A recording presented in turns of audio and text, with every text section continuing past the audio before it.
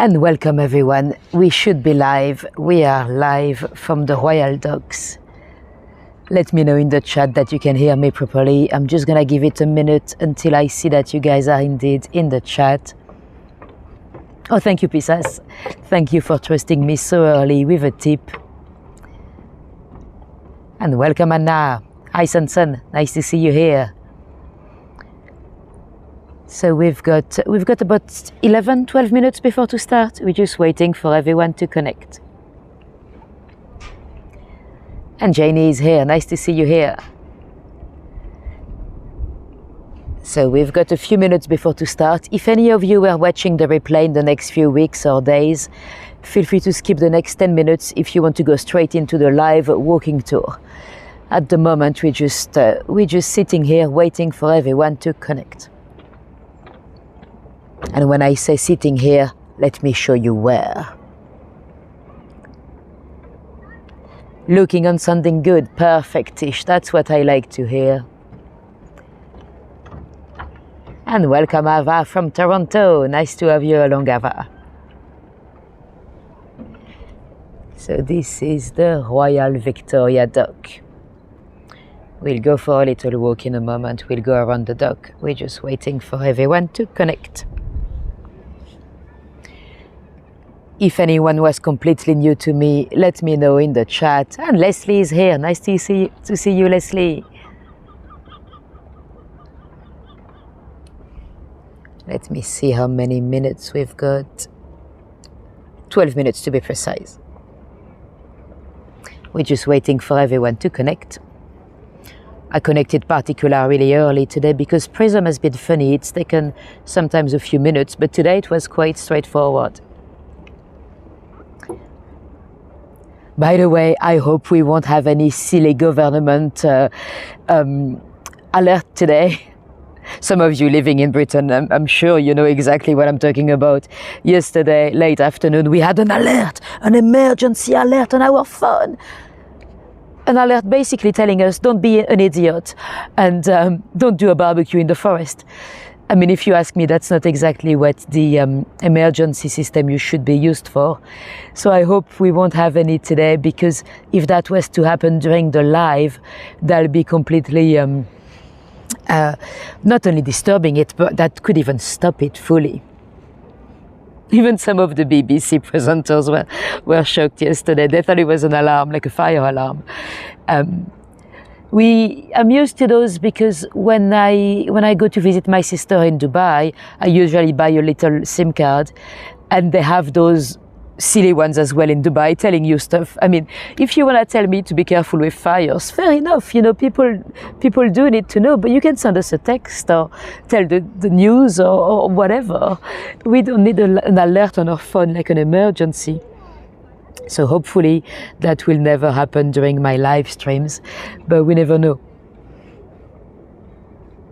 Yeah, it was so loud. And I mean, we are at risk of wildfire, but I mean, is it an emergency? I don't think so. I mean, would people stop their barbecues? Maybe, but a text would be enough. I hear some people hid behind tables at the pub and stuff, because it was like suddenly everybody's phone went off, like if it was an emergency. Oh, you're just about to go to the pool, nice. Well, we had a lot of people swimming here today in the docks. Yeah, I don't think you're meant to swim on the edges, but there's an official swimming pool swimming area for kids on the other side. I'll show you in a moment. And it is free. Kids only though.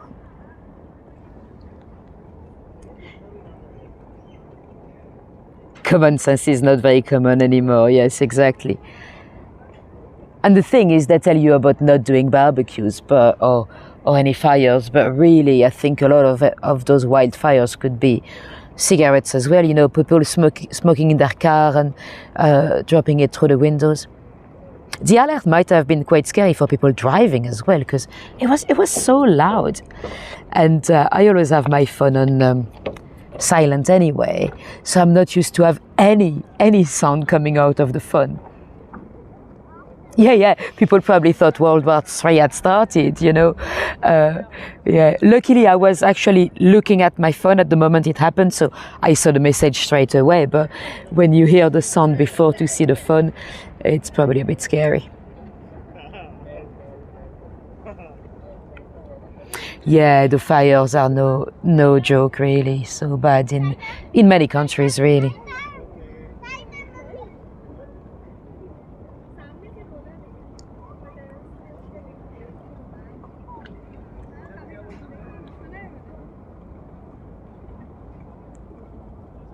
Exactly, Sanson. Yeah, if you do it too often, people are gonna ignore it. Yeah.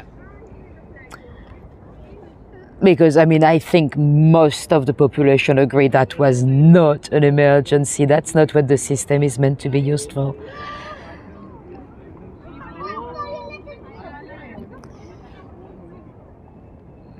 I wonder how much it cost as well, because realistically they could have just sent, if they really want us to get the message, they could have sent a WhatsApp to each other, or just a text, but maybe that's more expensive, who knows.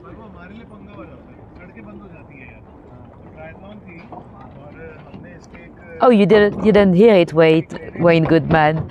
Yeah, the first reaction is like, wow, what's happening? Something really bad. Hi, Nikki, nice to see you here.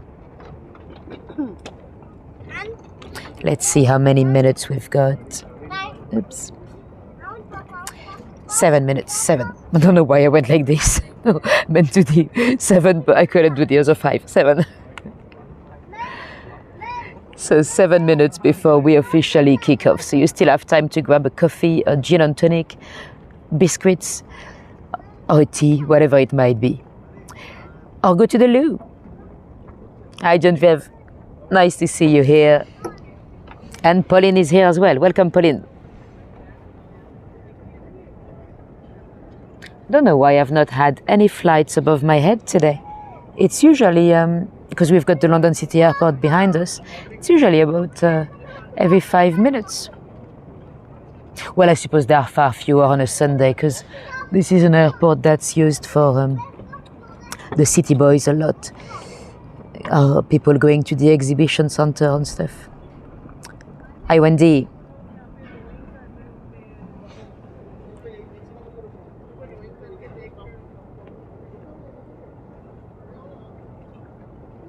What's my favorite dish to enjoy? I don't know. I'm not picky. I like everything, but mainly Asian food.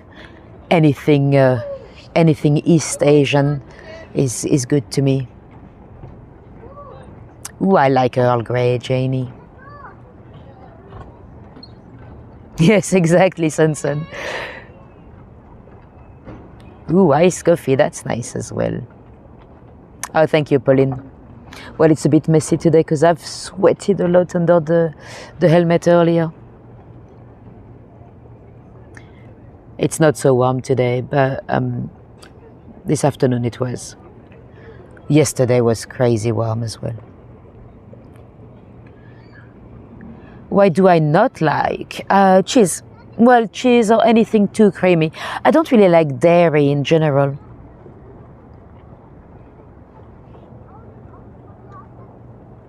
I mean, I'll have milk every so often, but I'm not a massive fan of dairy or even yogurt, which is rare for a French person, because I don't know if you've been to a supermarket in France, but the yogurt ale is it's like 7 times what we've got in the UK. But I'm not much into yogurts either. Right, let me gracefully stand up, because it's gonna be time to go quite soon. Oh, we've got a boat. Let's see. Oh, interesting. That's a little, looks like a little touristy boat, because you don't have that many. This is just a dock, so it's not the river or anything. It does look like they're doing some kind of visits or viewing. Or you have a lemonade with ice. Nice.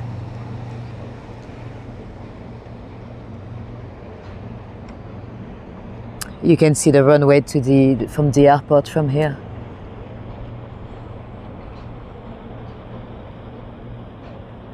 Maybe the London City Airport is actually closed on a Sunday. Because I've not seen a single flight. When I was here the other day preparing the route, I saw at least 20. No, I think I came on a Sunday before. I've never taken any flight from there, but I've gone to pick up some customers.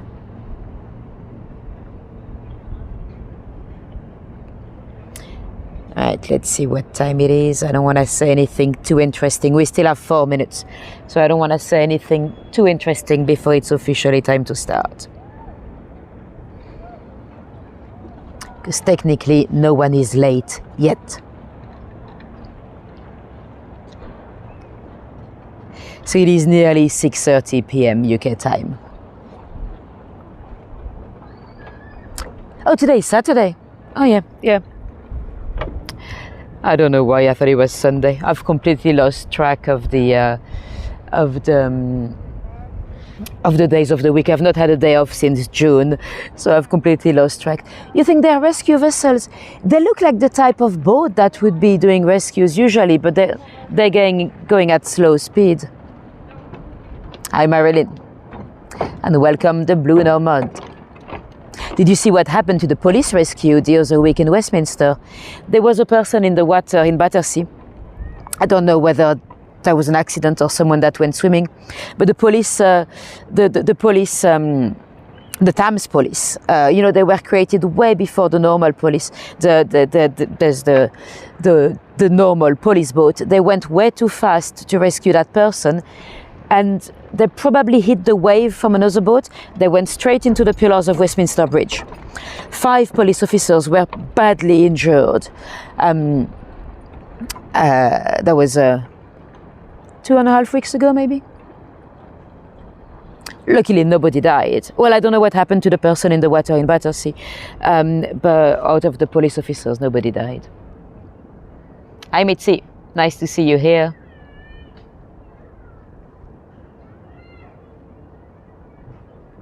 And welcome, Caroline.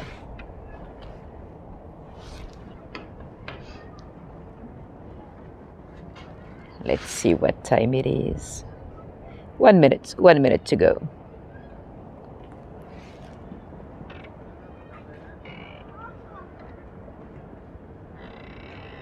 And Peter is here. Welcome, Peter. Nice to see you here. Oh, thanks, Linda.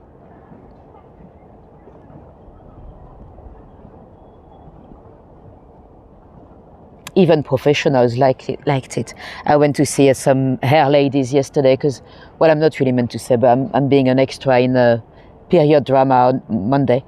And they said they liked my hair. They said it looked very good. Right, let's see. 1 minute. 1 minute to go.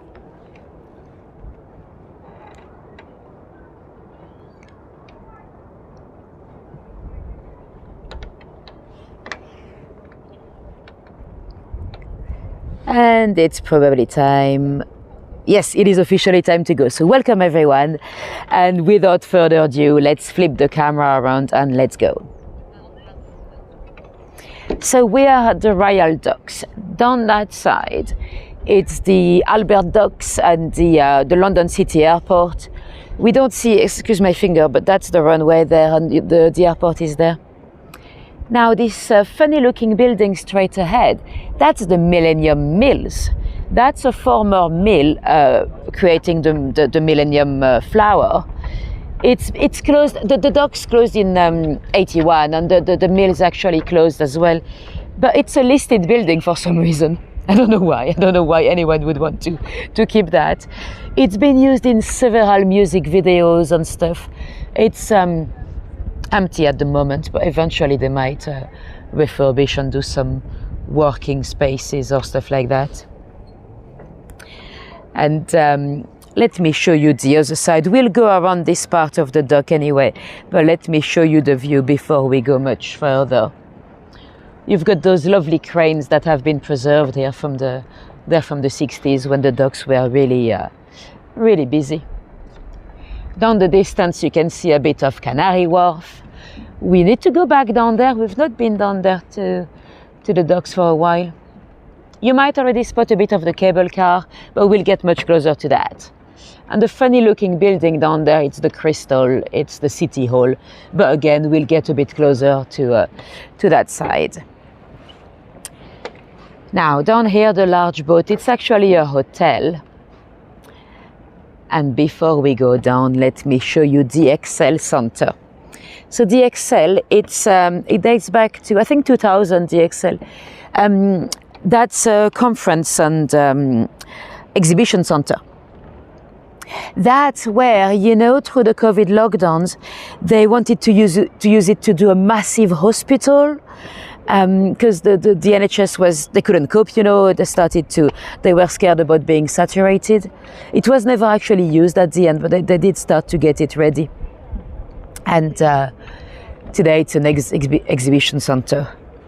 I've done a lot of odd jobs in there myself, because when I started being a guide, there were a few weeks or months in the winter when I didn't have enough work, so I would do agency work. So I would often work at exhibitions. Very often I had no idea what company I was representing. I remember doing 3 days here at the Excel I have no idea what the company was doing. It was a guy from somewhere in the Middle East. He had a company, and my job was just to stand there and be pretty and talk to people, but I didn't know, he didn't want to tell me what the company actually did. It was like, I knew it had something to do with importing from China, but I didn't know anything about the company, and the guy kept leaving me alone at the stall for hours, and you know, people would come and ask me, hey, what do you do? And I'd be like changing the subject, like, hey, I like your shoes, where did you get them from? Because I had no idea what the company does or did at the time. 3 days of that. And but that's quite normal when you do like hostessing and stuff. Sometimes you just stand there and be pretty. I had done it at the Olympia as well. At the Olympia, I had some interesting jobs. One day I was representing a roofing company, because that was the exhibition of the listed building. You know what? I'm going to show you my face, not to make you dizzy in the stairs. Yeah, there was an exhibition about the listed building in the UK or something. There are thousands and thousands of listed buildings in this country, and it can be difficult to find a specialist, you know, to fix your roofing or whatever. So that was an interesting one. At least I knew what the company was doing. But here at the Excel, that guy, no idea what the company was doing. And there's only so much you can change the subject, you know, because, you know, after a while I'd be like, oh, well, I'll come back in a little bit later when the boss is around. Anyway, we're nearly done with the staircase. Right, let me flip this camera around again. So there is the Excel, that's the main entrance. So this area is full of hotels, and I visited all of them. Again, one odd job, one day I had to bring some magazines, because there was some kind of a convention. They had a deal with the local hotels I had to bring some magazines, and then the next day I had to come back that day to check that they didn't bin them. So I visited all those hotels, apart from this one. Maybe it wasn't open yet. The Sunburn, this one. So that's a hotel, the boat. Do you care to guess? Perhaps he was a spy indeed, yes. Do you care to guess how much, if you wanted to book for tomorrow night? Tonight, I'm afraid it's busy. It's fully booked for tonight. But how much would you spend for the cheapest night for tomorrow? Bearing in mind, we are in the middle of August, of course, and booking a hotel last minute is always quite expensive. But how much would you spend for one night for the most basic home tomorrow?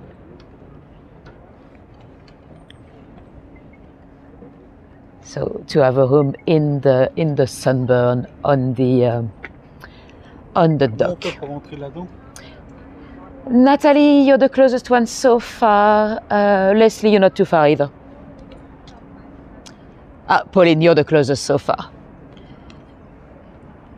Genevieve, it's a bit much. It's not that fancy. Actually, the rest of the year, I checked, you can have it for a decent price later on. Well, I suppose it depends if you have any conventions or any exhibitions at the Excel, but Janie, it's a bit less. It's a bit less. Let me show you the prices. So tomorrow night would be 360. So not too bad for a last minute in the middle of August. The rest of the year you can actually have a bedroom for 100. But obviously we're not very close to the city center. You know, most people don't come here very often.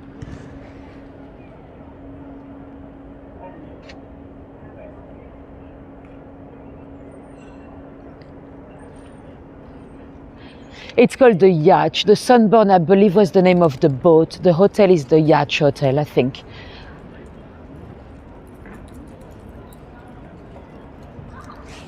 Oh, you said Sunburn. I got it. Sorry. Yeah, it's the Sunburn. Did I say Sunburn? Sunburn, sorry. Now, if we look down the other side, you'll see a bit of the O2 Arena.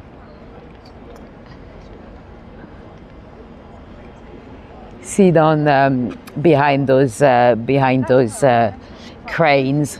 That's the O2, so that's in North Greenwich. That's the other side of the river.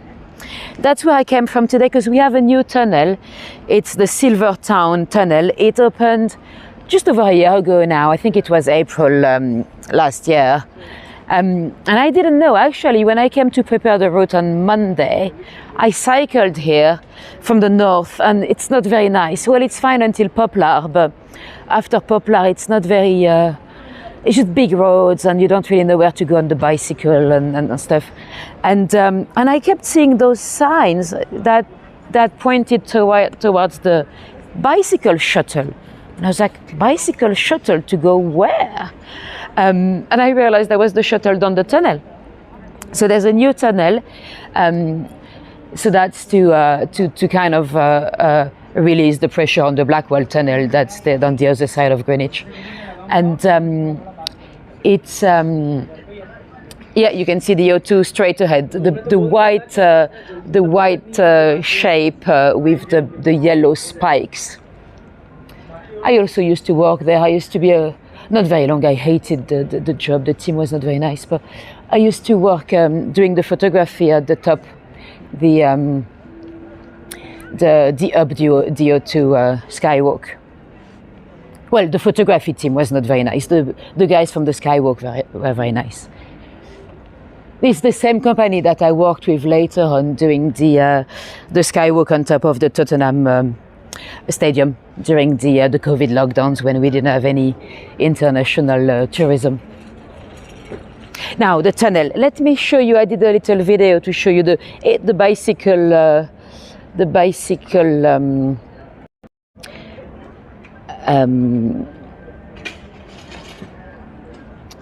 That's a little bus, completely free, just for cyclists. Well, I suppose I don't know if you're allowed to go if you're just on foot, because, well, you probably can, but the thing is, no one would be down there, because once you get to the O2, it's in the middle of nowhere that they drop you, really. So the cars, they have to pay. They are, yeah, the Blackwall Tunnel can be very busy, but you have to pay as well. I don't know how much though, but the cars have to pay, and for us, the bicycles, we have a free shuttle bus every 12 minutes until 9:30 p.m. So I'll take it again tonight, because once I get to Greenwich, it's much better to cycle home. It's just much more like normal little roads and not big roads that are a bit dangerous for cyclists. Now, straight ahead, you also see the cable car. This area has been developed quite dramatically since the 80s, really. Because of course the docks, they eventually became redundant, because, you know, when they started to have those shipping containers from the 60s onwards, eventually they became too big, you know, to come all the way up to London. So the Port of London has been moved to Tilbury, much closer to the estuary. And free bus in August weekends, free shuttle bus for the bicycle every single day at Thames, as far as I know. Or at least I didn't pay on Monday. Maybe I just didn't pay. No, I'm pretty sure I was the only one on the bus anyway, so if I had to pay, they would have told me.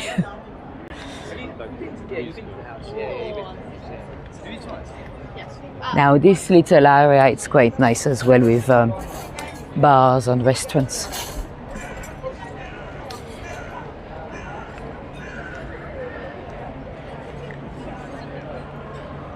So when you come during the week, you usually have a lot of people that are at the Excel, you know, for any conferences or anything they might want to see. Now let me show you another quite cool hotel, floating as well, the Good Hotel.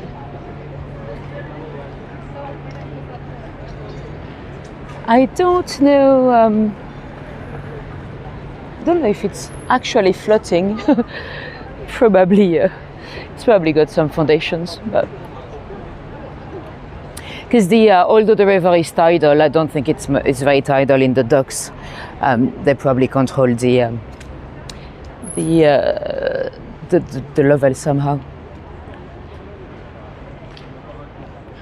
I don't know how much this one cost, but it's probably not very different from the other one.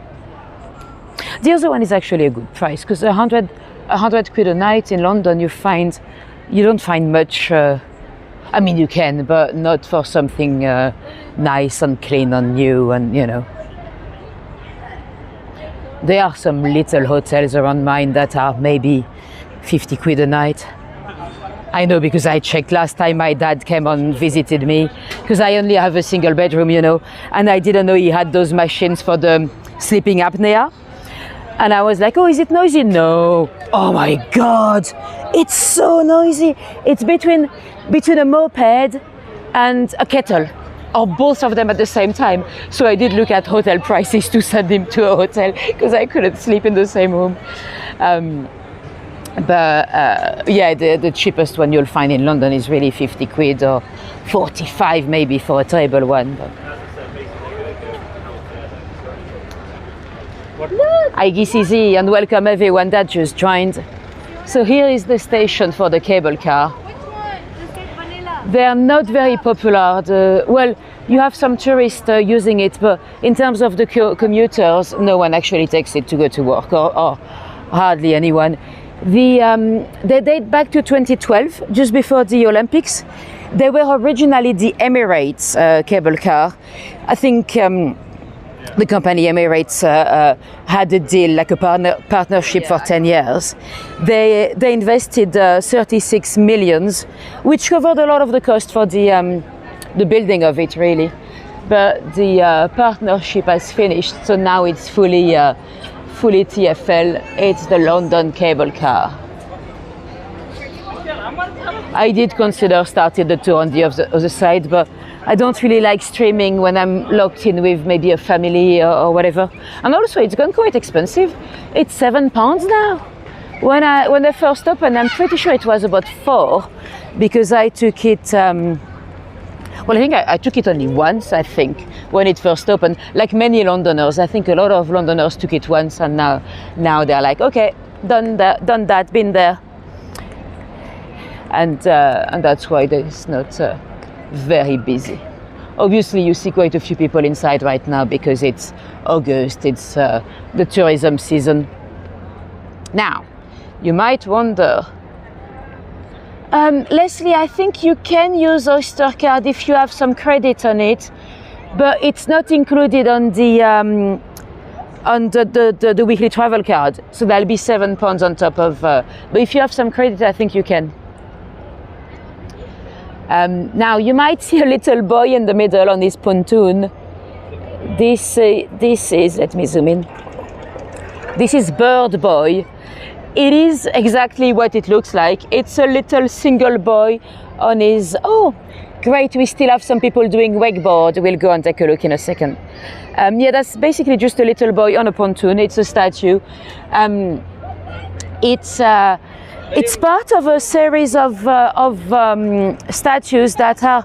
It's called The Line. They started. It's like an art trail that's started in, I think, 2015. It's more or less following the Meridian line from Greenwich. It's not very precise actually, but from Greenwich all the way up to the London Stadium and all that, you know, the Olympics area. This one, the artist, she basically wanted to represent the vulnerability of a little boy alone on his pontoon. It's an interesting piece. I mean, it definitely gets people looking, but there's no more. Oh, sorry, I've lost you for a sec. Yeah, the City Hall moved here. Well, the decision was taken in 2020. It used to be located at the Egg. The Egg, that's the building that was, it's on the South Bank. Let me show you. I think I've got a photo of the Egg. So that's the Egg before and after. We're not even at the after yet. At the moment it looks terrible. You only have the structure of the building left. But they are going to do something kind of like open like this with some trees and plants, with a street food market at the bottom, and some probably co-working space and stuff at the top. But it's taking forever. They've been working on it for 4 years. And officially, the City Hall moved down here to save some money to the British taxpayer, or the London taxpayer at least.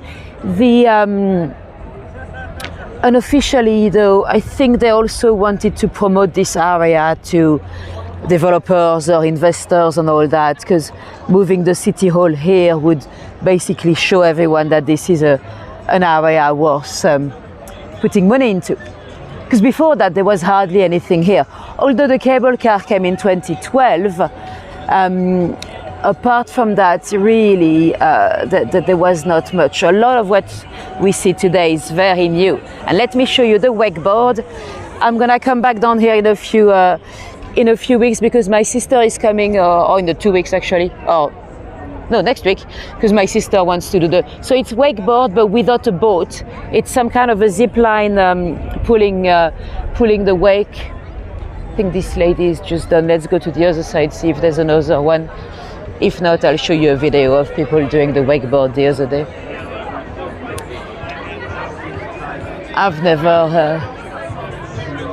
I don't know if I'd like to try, because it's like 50 quid and I'm not sure I'll be very good. I've tried once with my brothers. My brother used to do wakeboard, but I was very small and my feet it was really hard to come out of the water because the wakeboard was too big for my feet, and I kept losing the board. I don't know if it's because I was crap or if it's because I was just too small, because it was my bigger brother's wakeboard.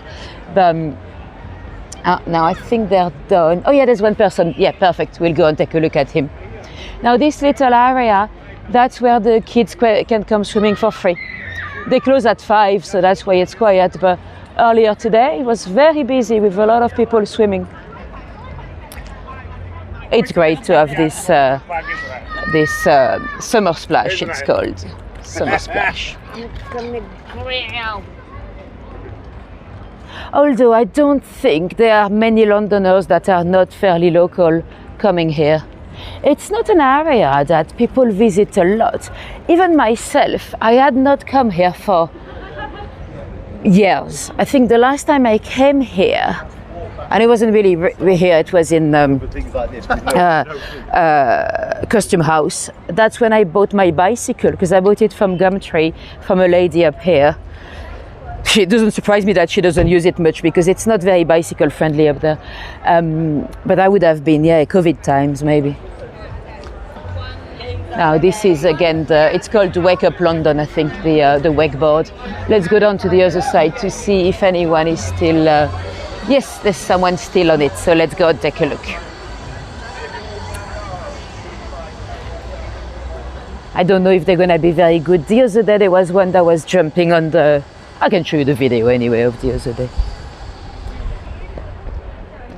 They've got 2 lines, one that's just plain water for normal beginners maybe, and the other one with those white stuff that you can use for jumping. Wow, it's good. Wow, I mean, he fell, but he's good. To even try that one. I think the other day the guy was doing that one as well, but he's good. Oh, thank you, Janie. That's very nice of you. Let's go a bit further down, really. I think the very difficult thing is actually to come out of the water. Once you pull the rope, obviously I've never done it on a rope, but when I tried was behind the boat, it's just to manage to come out. Let's see. Yeah, it's good. Let's stop around here to watch him for a bit.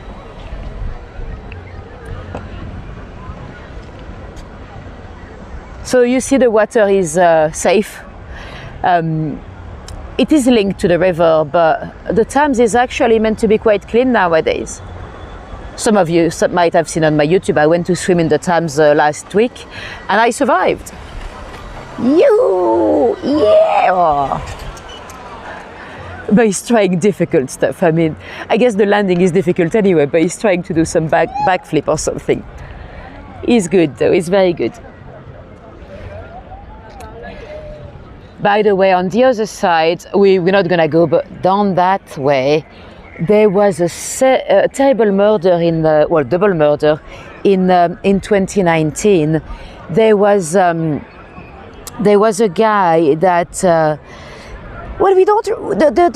the press was not very clear on what happened, but I think what happened is he went to prison for a few months. And as he was in prison, they turned off the electricity of his council flat. Big mistake. Well, for him, not for us. Good news for the victims. And as he's out of prison, let's watch him a last time and then let's start going because we've got to go eventually. So as it's, he's gonna try this one. Woo, well done. Ooh, that's a bit dangerous if his head. Well, he's got a helmet anyway. Yeah. So yes, exactly. It's fun to watch as well. And some people clearly enjoy doing it, right? Just that. So anyway, back to the murder. There was a contractor that came and checked the meter, the electricity meter, and he complained to us. Well, I don't know if he's the one that contacted the police, but someone did about a smell. So the police came, and the body cam from the police was actually released. You can see it on YouTube and stuff. And the police officers started looking everywhere in the apartment. When eventually they found the freezer that had been sealed, but with a crowbar they opened it, and in the freezer there were two bodies of two ladies that had been brutally murdered. They both of them were like semi-homeless, and they had some problems with drugs. One of them was Harriet. She was 34. She was from Hungary. And another lady was MJ Mustafa. She was also in her late 30s, and she had problems with drugs as well. And what he would do is, he's too fast. What he would do is that he would invite them to stay with him, and then he clearly murdered the two. You love the body cam footage, Nikki. You know what? I never understood why they are sometimes released to the public and sometimes not. Yeah! Ooh, almost. Ooh, this guy is very brave. He keeps having big falls and then he keeps going. Anyway, let's keep going because we've got a lot to see today. Yeah, the body cams, I don't know, even the police interviews, I don't know why sometimes they are released. I think if they are used in an open court trial, the journalist can use the freedom of information and stuff to get them, but it doesn't mean that they are always published, of course, but sometimes some people publish them on YouTube and stuff. Well, obviously with that body cam, they don't really show you when they open the freezer, because obviously you need some respect for the victims, but you can see them searching in the flat and everything. Now, the development straight ahead, those little buildings, those ones are from the 90s. I think it's called Britannia Village. And they're quite cute. They've got a nice view as well.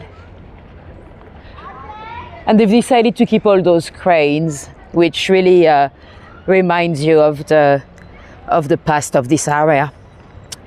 Because the docks, of course, used to be very busy. You know, people tend to forget sometimes, but London is a port city, a huge one.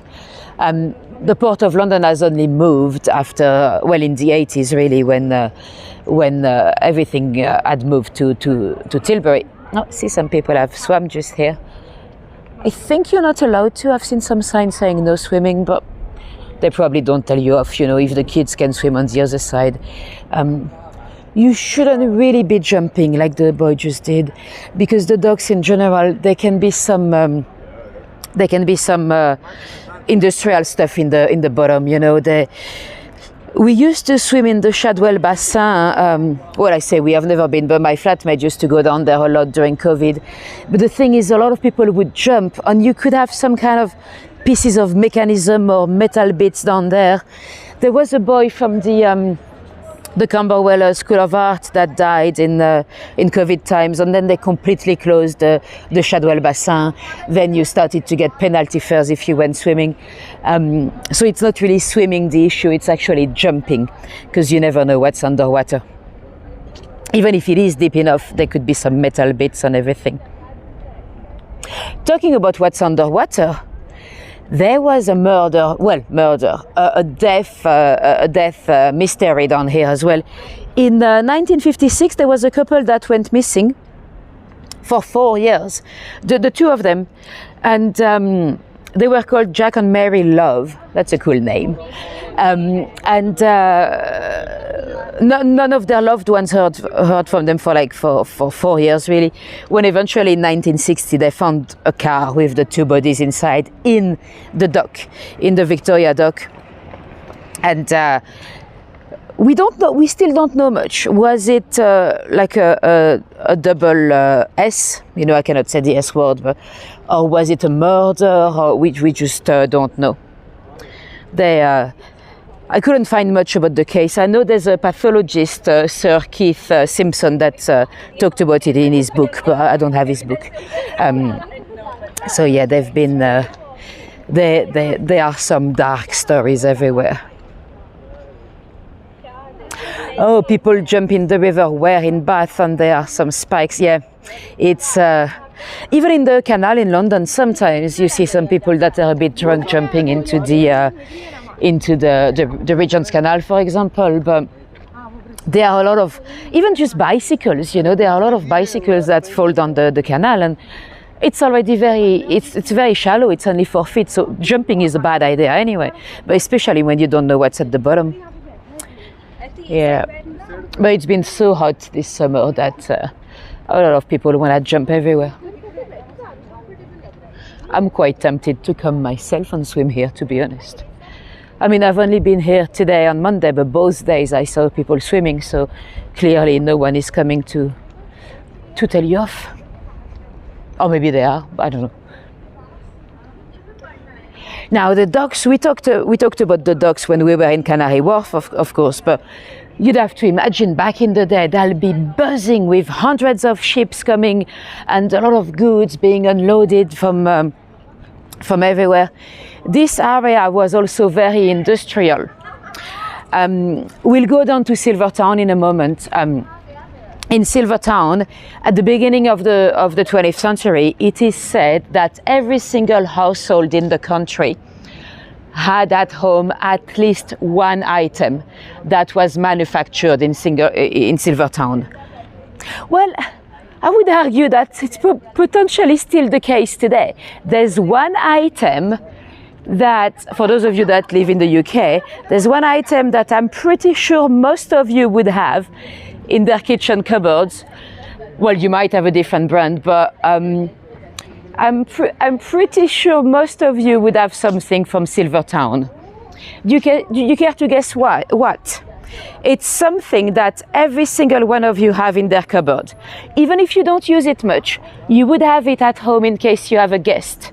Or even just a plumber coming to fix the toilet, you'd give him something and you might need some of that. What could it be?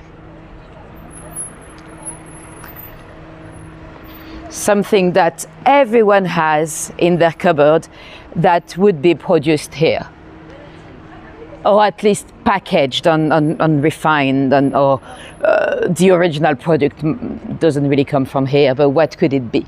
Yes, Janie, exactly. It is the refinery down here, Tate on Lyle. It's still here. A knife. No, it is sugar.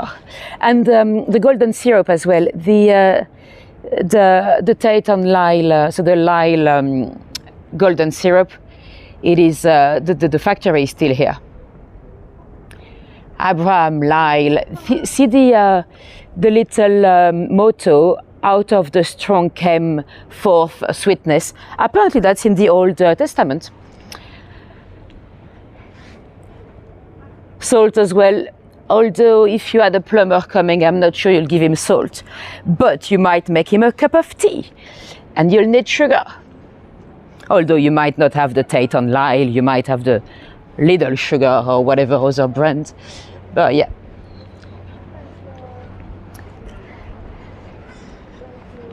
And we have the Tate galleries that are by the river, of course, not right here, but yeah, on the south bank. You remember the smell of the factory, powerful.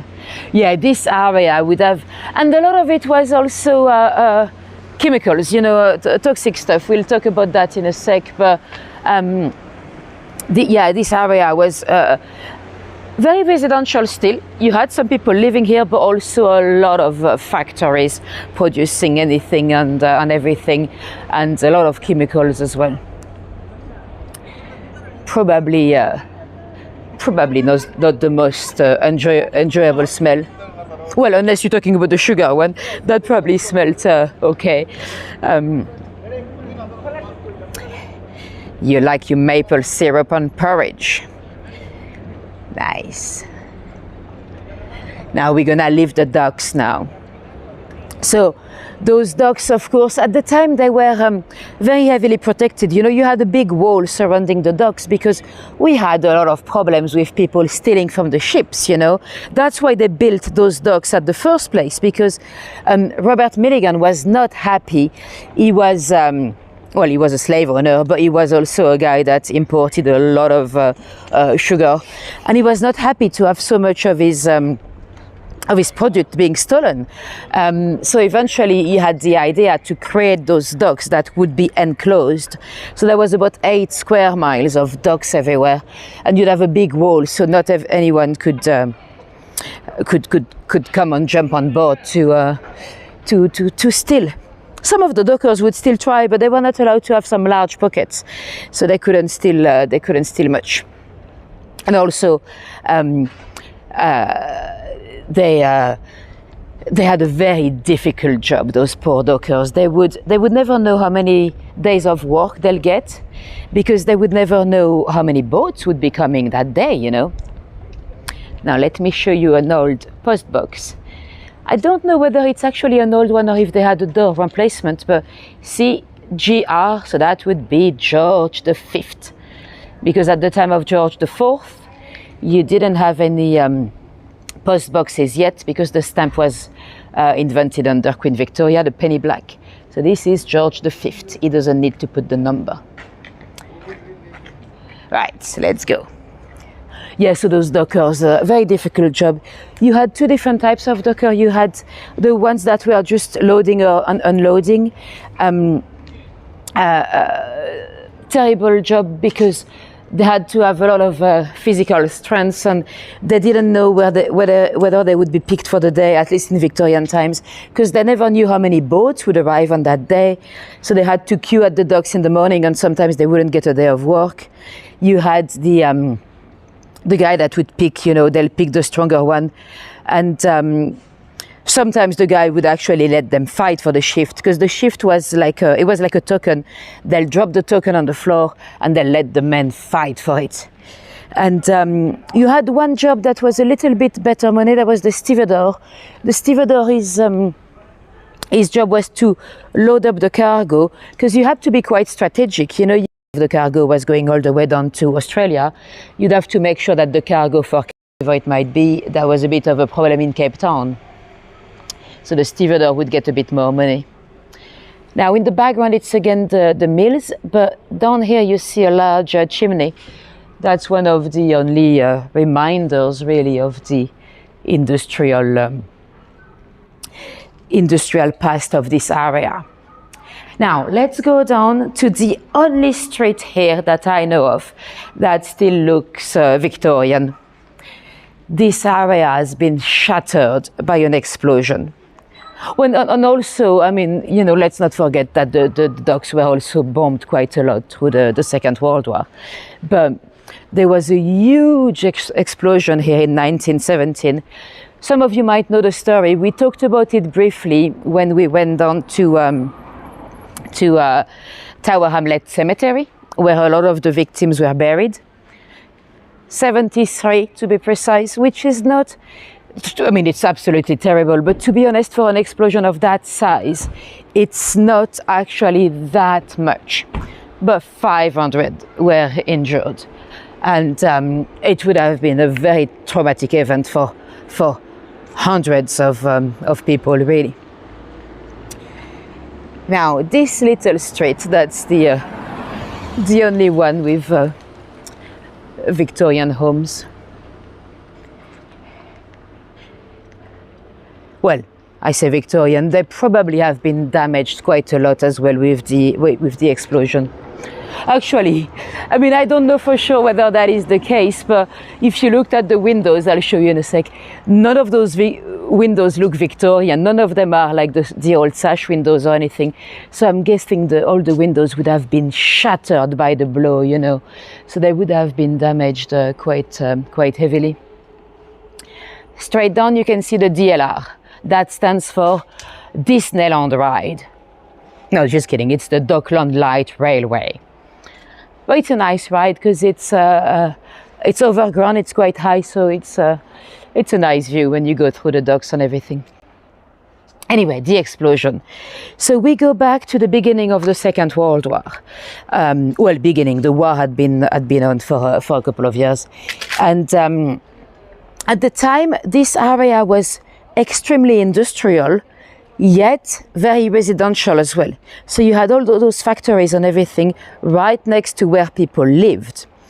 And to give you an idea, 900 homes were destroyed or heavily damaged through the explosion. And you had a factory here that was a chemical factory. They were actually empty at that point. They were called Brunnermund. And the government decided that they would use the factory to produce TNT. Now, in normal times, you'd never, ever consider producing TNT. TNT, by the way, do we know what this stands for? Let me try. It is trinitrololuen. TNT, trinitrololuen. You would never usually have a factory producing trinitrololuen in close proximity to so many accommodations. But you know, it was wartime. At first, the factory said no, they were concerned, and then eventually the government decided to go for it. They were producing 70 tons of TNT a week. I mean, that was massive. But the fire station was right across the street. To give you an idea, I mean, it's changed dramatically since, but the factory was like down there, and the fire station was on the other side of the road down there. And one evening, a few minutes before 7, a fire started at the factory. Now, would you believe at first some people just stared at it? I guess maybe they didn't realize what was produced inside. I don't know if maybe the fire station being across the street was somehow reassuring. So I've got to be careful where I cross here. There's a police officer that was extremely brave that decided to stay, and he was telling people to run away, and of course the firemen came as soon as they could. But you know, when you have tons of TNT, it's a recipe for disaster, really. And there was a massive explosion. Apparently you could see the fire all the way down to Guildford Hill, you know, in Surrey. Apparently you felt the blow all the way up to Norfolk. It was massive. It is a bit of a forgotten story because, you know, it was wartime. The government didn't publish too much about it because they didn't want to give ideas to the German. And at the time, there were some rumors that maybe a German spy would be guilty. As far as we know, not the case. We don't really know for sure how the fire started, but probably natural causes. There was an inquest after that, and the timing was not too bad. Let me explain that one. We had 32 schools down here. Luckily, the kids were already out of school, and they were not in bed quite yet. The blow was at 5 to 7, I think. So, because a lot of the houses, the first floor were completely destroyed. But luckily, people and the kids were still in their living room at that time. But you'd have to imagine it would have been absolutely horrendous. A lot of people searching for their loved ones. You can find some of their accounts online. One guy was saying he was a little boy and at some point he saw a headless lady and he thought, oh, could it be my mum? Luckily for the boy it wasn't, but it was certainly somebody's mum or somebody's daughter. There was a guy that was helping people coming out of a building with the adrenaline and stuff. He didn't realize he'd lost a foot. There was a lady that it is said broke 4 fingers. She was looking in the gravels, in the stones, everything, looking to save her little newborn baby. She did not. So horrible, probably really traumatizing for anyone. Well, I think anyone that's been in an explosion in general is traumatized for life. My grandmother was bombarded in Brittany. It was actually an accident. It was actually the Allies forces through World War II.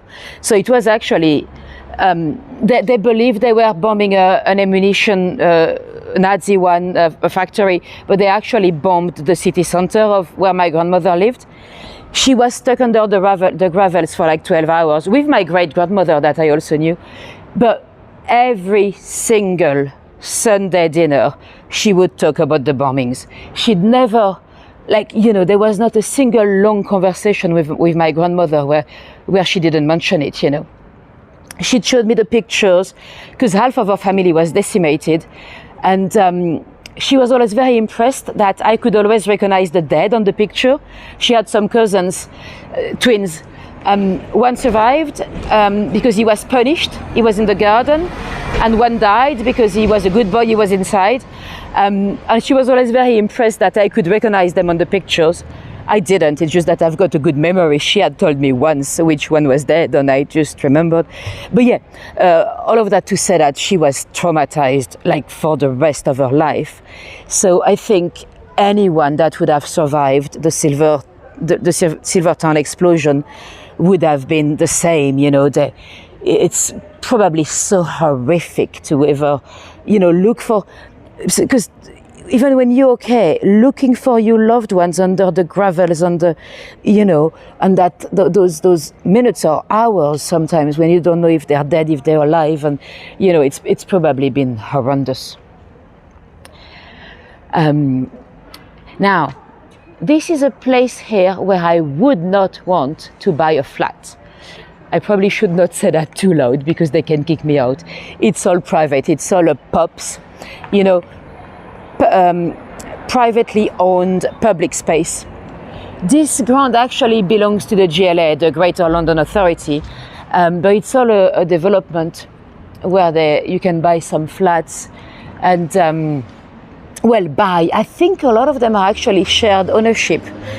I don't fully understand the point of shared ownership anyway. For those of you from abroad, you might not know the system. It's a shared ownership. It's basically exactly what it says on the tin. It's you buy an apartment that doesn't fully belong to you. You buy 50% of it, or 20% of it, or 70%, but the rest of the 30%, you have to pay a rent, and you've got no control over that. So even though you own 70% of it or whatever, the rent can go up. And in those buildings, you probably have very heavy service charges as well. Because, you know, they have a security, they have a concierge, they have a cleaner, they have a free dispenser for dog poo bags and everything. So that's probably, and the service charge is the same. They can go up. You've got no control whatsoever over the service charges. Personally, I wouldn't want to live here anyway, because it's very sterile. You know, it's so nice and clean. It's almost like, yeah, sterile. I don't know if that makes sense, but yeah. Well, they probably have nice rooftops to share with their neighbors. They probably have a sauna and gyms as well, you know, but still. This one is a cool looking one. See how it's been done, like if it was some Legos that were not quite put together.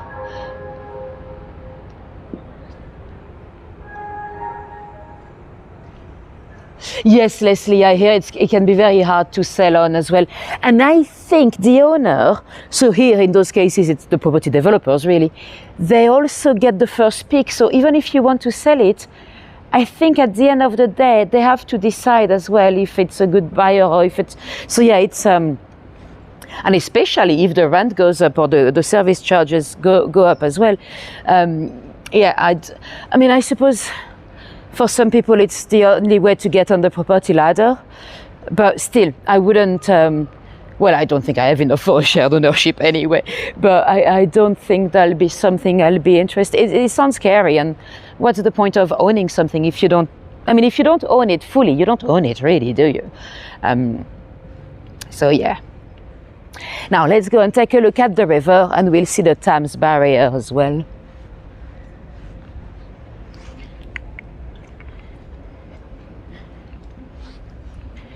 The River Thames, most of you might know, but it is tidal. It goes in and out following the sea levels. So at the moment the tide is in. Maybe not down to the maximum, but it's much higher than it was last time I came here on Monday to prepare the route. Now you've got the pier down here, so you could come down to the pier to take the Uber boat. So if you walked, for example, at Parliament, let's say you are in the city of Westminster, it's actually the quickest way, I think, from here. You just jumped on the Uber boat, and it's not the cheapest, but it's a nice commute. And the Uber boat, people do use them to commute. It's not like the cable cars that have not been very successful. The Uber boat, oh, I said the tide is in. Actually, it's gone down a little bit since I was here 2 hours ago. Because you can see there's a little beach area. Earlier there was no beach area at all. Oh yes, Tonsy, they were built very recently. Literally in the last few years. I don't even think they're all sold yet. There are some busy apartments, but some of the balconies look a bit empty, so yeah. And they have some signs looking for shared ownership and stuff, so they clearly still have some on the market. And it's not completely, I mean, I think this development here is pretty much finished, but there's some more being built up at the back, next to the mill. Now, straight ahead, we'll go and take a look a bit closer, but that's the Thames Barrier. That's an amazing structure, but I'll tell you a bit more about it once we come back, because from here you don't see very much. But that's what's protecting us against the floods and the very high tides. I think it's been used about 200 times since, let me show you a view of the other side before we go. So since it was first opened, I think it's 1984, the Thames Barrier. Okay, let's go. So yeah, to give you an idea of the timing, so the dock closed in 81. The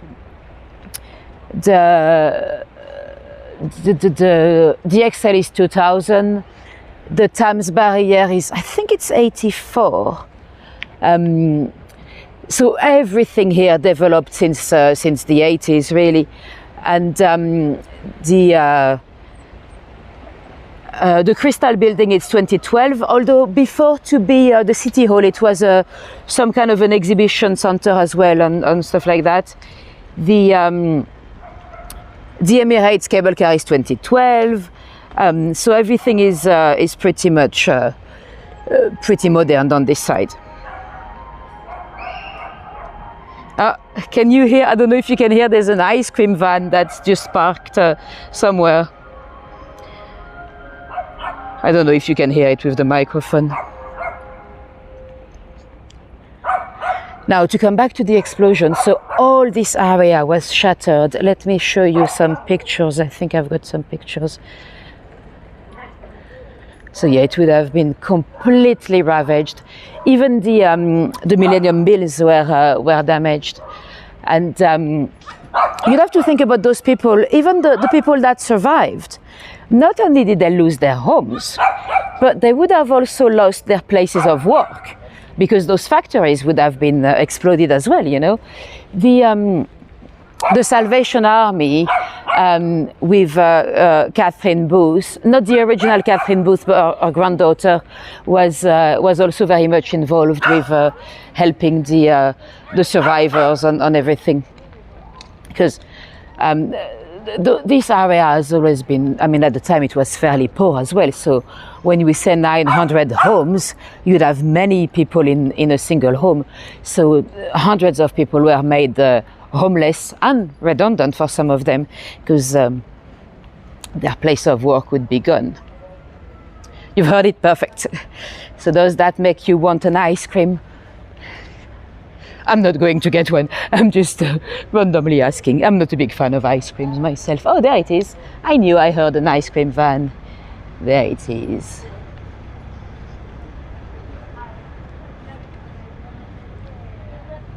I don't even know if they have to give a commission to because this is all open to the public, but again, it's not really public.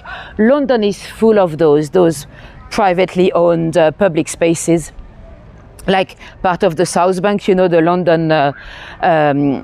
London Bridge City, or King's Cross, you know, the back of King's Cross, or even the Elephant and Castle, a lot of my area.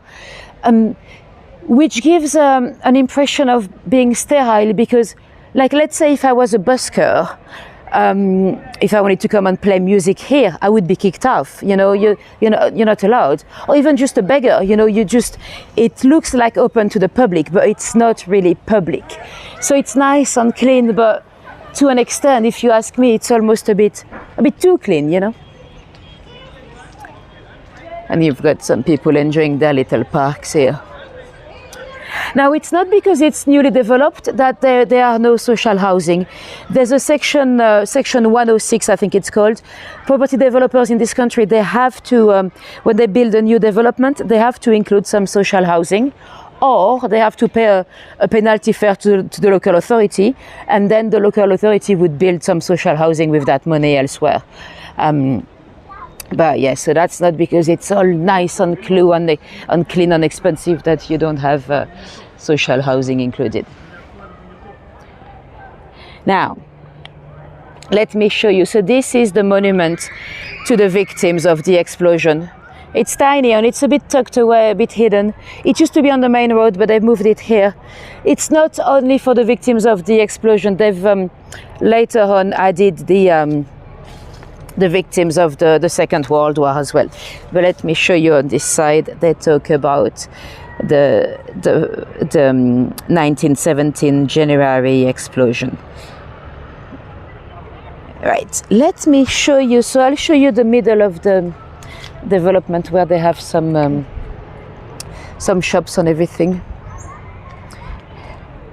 There's one restaurant. I honestly, well, let me show you. The name of the restaurant, I'm like, I cannot compute if it is a joke or if it's just completely random and they don't know anything about the history of the area. I'll show you. Yes, Leslie, very often very often they prefer to pay. Although here I'm not sure, because well, technically the land belongs to the Greater London Authority, so I don't know if that'll be the same. But anyway, let's go and see the restaurant. I kind of wish maybe I should have gone inside the restaurant and asked, but the staff probably wouldn't know. That'll be interesting to know if the landlords are aware. Well, I might as well tell you. The restaurant is called Kaboom. Kaboom. Kaboom. I mean, honestly, when you have a restaurant built in the epicenter of a huge explosion that killed so many and traumatized so many others, why would you call your restaurant Kaboom? I mean, but maybe they don't know. I guess, you know, this part of history. I mean, technically, I think that was the biggest explosion ever on British soil, but because of the wartime newspapers not really publishing too much about it and staying discreet, it was a little bit forgotten, really, apart from the people that are aware, of course. Even the compensation, they came many years later, and there were a lot of compensations, but a lot of it went to the port authorities, because of course a lot of the docks were damaged as well. Let me show you Kaboom. I'm actually tempted to go inside and ask them, but the staff wouldn't know for sure. They're not it's not because you work somewhere that you've actually named it. There you go, Kaboom restaurant. And this would have been pretty much the site of the TNT factory. Don't know if you can read very well on camera, but let me show you. Kaboom! But it's probably not a joke. I think they probably just don't know. I mean, that wouldn't even be, if people, I don't know. I think if people considered it, you wouldn't allow that. So it's probably just something in their language. Although I don't even know what language, because I think it's a Mediterranean restaurant or lounge, whatever. But yeah, interesting. I don't think it's a joke. No one would do that. I don't know. Anyway, let's go and take another look a bit closer at the Thames Barrier. You can probably see it already a bit in the distance straight ahead. So we'll go back on the... Maybe the council also did not think, Leslie, I don't know. That'll be interesting to see. I suppose a lot of people don't really pay attention to local history and, I don't know.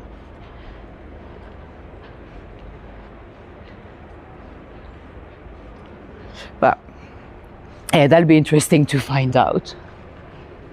Now those buildings are a bit nicer. I prefer when the stones are a bit lighter, because London can be a bit grey sometimes in the winter. So those dark brown buildings, like a lot of the new developments, even around where I live in Elephant and Castle, it's a lot of this type of dark brown bricks and stuff. I prefer when it's a bit lighter like this one. And also not as high, because, some of those other ones, they're so tall that you don't have much light, The other day I was here, it was very sunny the other day on Monday, and a lot of those apartments on the first 1, 2, 3 floors, they're in the shade anyway. Whatever time of the day, they're in the shade,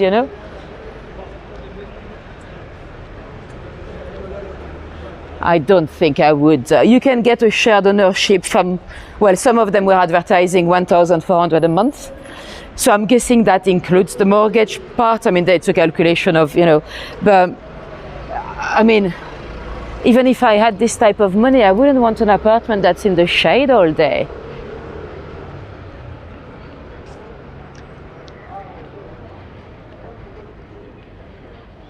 Yes, Rwanda, I agree. It's very sterile looking.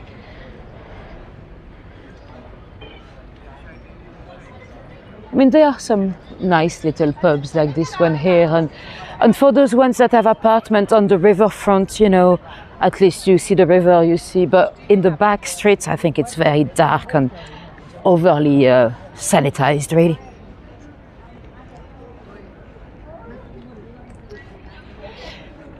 Sanson, yes, I would hope the local schools would teach it, but I'm not even sure about that, because the you know, the teachers might not live in this area, or they might be commuting from far, and they might not even, you know, think. Who knows?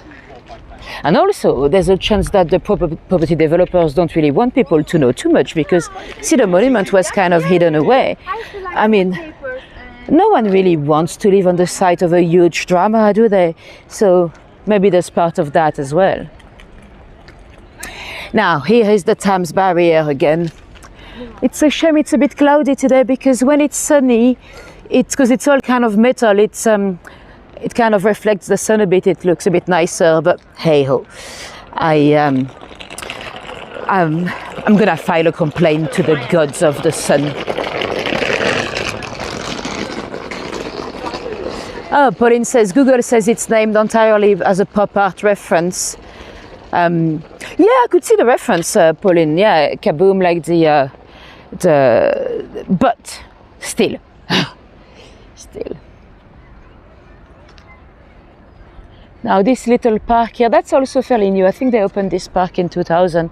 So everything here is fairly, I mean, 2000, that's still 26 years ago, but everything here has been fairly newly developed.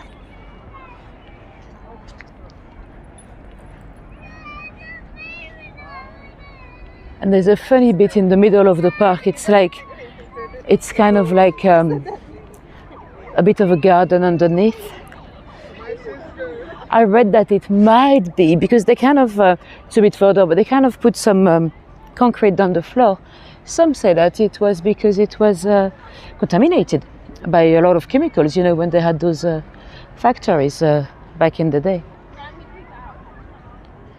You have clouds for the first time in weeks. Yeah, well, it's meant to rain a bit tomorrow, and I think quite a bit on Tuesday. Well, according to the forecast, that'll be good. I mean, that'll be good because we need some rain, really. Although I don't think it's much, but still a bit.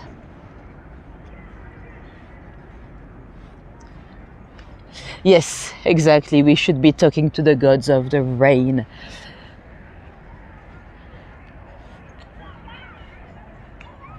Because Europe is getting very dry.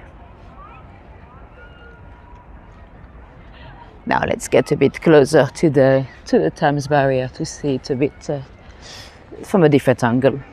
And then that'll be the end of the tour.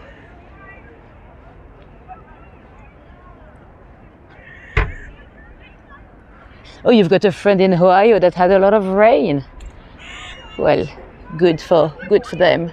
I guess we need the same, really, because the grass is very dry. Well, that's not unusual. We often have dry grass, but the ground is, I mean, we are in drought, really. Now, see down there, that's the DLR station as well. So you can, if you live there, you could commute to the City of London. You can go all the way to Bank fairly quickly, and it's a nice ride as well, you know, just to be overground and not underground. I think it's a bit, I don't know, I would feel a bit better for, you know, your mental health or your motivation for the day. I think to see daylight, because commuting to work can be a bit depressing, I suppose. So if you have a bit of sun in the train, it's always better than being underground and stuck to people. And I'm quite short, so in the underground, when we're standing and it's packed, I'm always under somebody's armpit, you know, because they grab the bar up there and I'm literally under the armpit. So doing that overground seems a bit nicer to me. I don't know why. Oh, we have a lot of seagulls. Hello. Are they seagulls? Yeah, I think they are.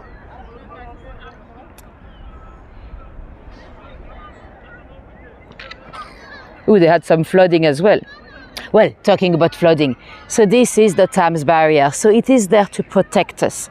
It's quite hard to imagine, but you basically have a huge metal bar that kind of lifts up.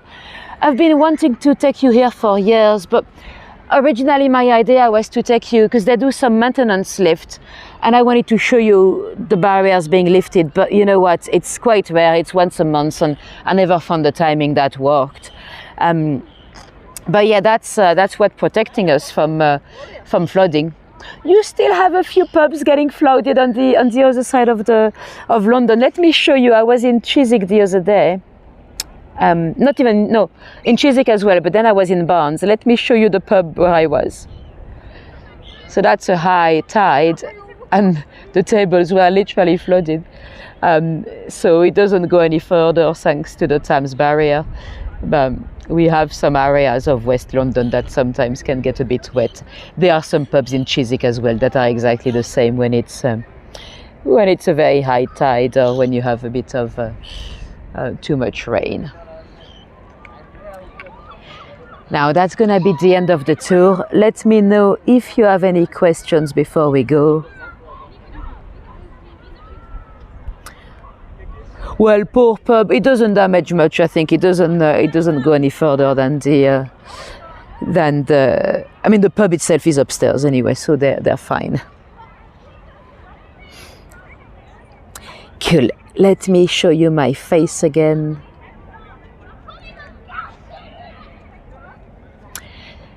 Rob is saying the Thames Barrier was fabricated by TCD, I don't know how to pronounce it, TCD in the northeast of England, and thank you for the input, Rob. Right. Let me know if you have any questions before we go. Thank you for coming today, guys. It's always a pleasure to have so many of you on board.